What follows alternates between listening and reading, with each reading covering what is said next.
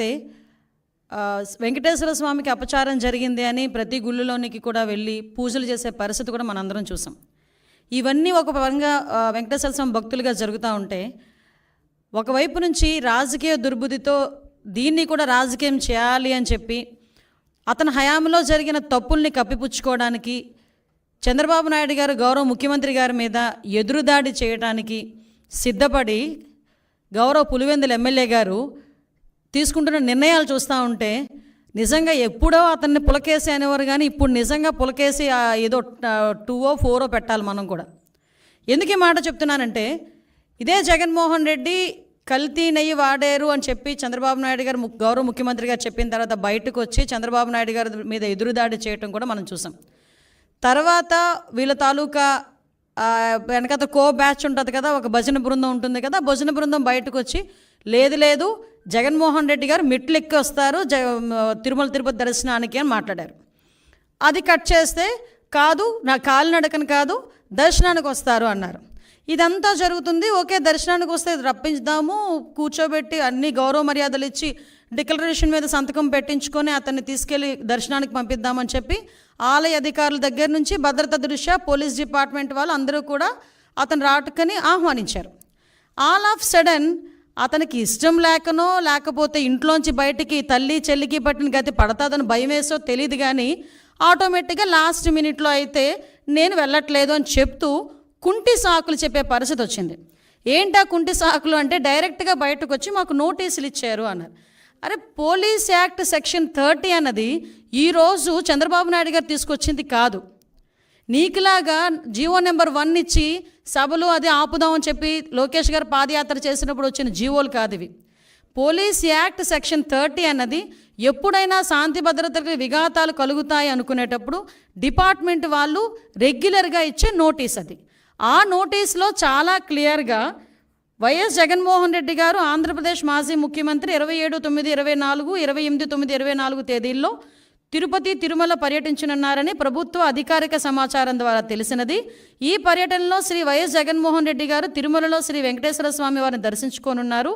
ఈ పర్యటనకు స్వాగతం పలికేందుకు తిరుపతి జిల్లా మరియు పరిసర జిల్లాల నుంచి సుమారు 10,000 మంది వైఎస్ఆర్సీపీ నాయకులు కార్యకర్తలు తిరుపతికి రావాలని సోషల్ మీడియా ద్వారా విస్తృత ప్రచారం జరుగుతున్నది. అదేవిధంగా ఈ పర్యటన అడ్డుకుంటామని వివిధ రాజకీయ పార్టీలు, హిందూ ధార్మిక సంఘాలు, ప్రజా సంఘాలు కూడా సోషల్ మీడియా ద్వారా విస్తృత ప్రచారం జరుగుతున్నది. ఈ సందర్భంలో తిరుపతి జిల్లాలో ఉద్రిక్త పరిస్థితులు, శాంతి భద్రతలకు విఘాతం కలిగే అవకాశం ఉన్నది. ఈ పరిస్థితుల వల్ల రాబోయే తిరుమల బ్రహ్మోత్సవాలు మరియు ప్రపంచవ్యాప్తంగా తిరుపతి తిరుమలకు వచ్చే యాత్రికులపై ప్రభావం చూపే అవకాశం ఉన్నది. అదేవిధంగా గౌరవ తిరుపతి జిల్లా సూపరింటెండెంట్ ఆఫ్ పోలీస్ వారు తిరుపతి జిల్లాలో సెక్షన్ 30 పోలీస్ యాక్ట్ను అమలు చేసి ఉన్నారు. కావున తిరుపతి జిల్లాలో ఎటువంటి ర్యాలీలు, సభలు, సమావేశాలు, భారీ జనసమూహాలు ముందస్తు అనుమతి లేకుండా జరుపుటకు నిషేధించబడినది. ఇట్టి నిబంధనలు ఎవరైనా అతిక్రమించిన ఎడల వారిపై చట్టపరమైన చర్యలు తీసుకొనబడును. కావున అన్ని వర్గాల వారు తిరుపతి జిల్లాలో శాంతి భద్రత పరిరక్షణకై పోలీసు వారికి సహకరించాల్సిందిగా కోరడమైనది. ఇది నోటీస్. దీన్ని నిన్న కావాలని 10 సార్లు చూపించి ఇందులో ఏదో అతనికేదో నోటీసులు ఇచ్చామని చెప్పి మాట్లాడి ప్రజలకి ఒక రాంగ్ పర్సెప్షన్ క్రియేట్ చేయడానికని చాలా విశ్వ ప్రయత్నాలు చేశాడు జగన్మోహన్ రెడ్డి. నేనేమంటానంటే, జగన్మోహన్ రెడ్డికి సూటిగా అడుగుతున్నా, జగన్మోహన్ రెడ్డికే కాదు వాళ్ళ తాలూకా నాయకులందరికీ కూడా, ఒక్క బైండ్ ఓవర్ అయినా మేము చేసామా? ఒక్క నాయకుడినైనా హౌస్ అరెస్ట్ చేసామా? ఒక్క నాయకుడినైనా ప్రివెంటివ్ అరెస్ట్ చేసామా? ఒక్క నాయకుడి ఇంటి దగ్గర పోలీస్ పహారా ఏమైనా ఉందా? కనీసం ఎక్కడైనా మీకు ఆయన ఎయిర్పోర్ట్లో నుంచి దిగిన తర్వాత మళ్ళీ అక్కడికి వెళ్ళినంత వరకు కూడా అతనికి భద్రత నిమిత్తం ఉండే పోలీసులు తెప్పించి పోలీసులు భారీగా మోహరించిన పరిస్థితులు ఏమైనా ఉన్నాయా? అంటే చాలా క్లారిటీగా, క్లియర్గా ఎందుకు మేము ఆ నోటీసులు కూడా ఇవ్వాల్సి వచ్చింది అంటే, కేవలం అక్కడ బ్రహ్మోత్సవాలు జరుగుతున్నాయి, ఈ కల్తీ నెయ్యి మీద సిట్ కూడా ఏర్పాటు చేయడం అయింది. ఒక పక్క నుంచి జగన్మోహన్ రెడ్డి మీద ఉన్న కోపంతో కొన్ని మంది ధార్మిక సంఘాలు కూడా కొన్ని సోషల్ మీడియాలో మొత్తం కొంతమంది మెసేజ్లు ఫార్వర్డ్ చేసుకున్నారు. At the same time YSRCP నాయకులు కూడా భారీగా జన సమీకరణ చేయడానికి వాళ్ళు సోషల్ మీడియాలో మెసేజ్లు ఫార్వర్డ్ చేసుకున్నారు.